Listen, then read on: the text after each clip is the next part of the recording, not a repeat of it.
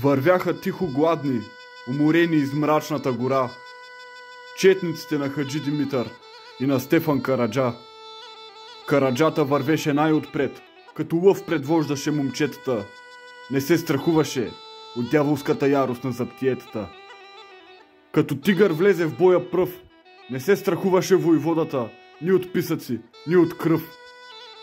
Сила мъжка, нечовешка, течеше му във вените. Караджата, името му се нарежда до големите. Такъв пламък и сила лъвска имаше в неговите очи, но юнакът силен, мощен, млад, легна да заспи. Легна и заспа за една надежда, да види той България, главата да не свежда. Той загина и падна мъжки, да живееш ти, без никакви задръжки. Лежеше в тъмницата смъртно ранен, но главата не сведе, като борещ се овен.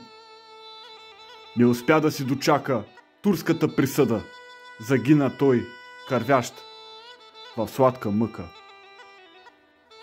Умря герой за отечеството ни любимо, за него беше дълг, беше необходимо.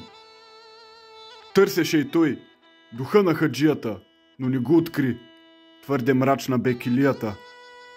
До днес се носи духа на Караджата, носи се в душата морето и гората. Орелът умира сам в небето, силата и борбата е досетния удар на сърцето. И Караджата като орела умря в необятното синьо небе и завинаги спря едно юнашко, мъжко сърце.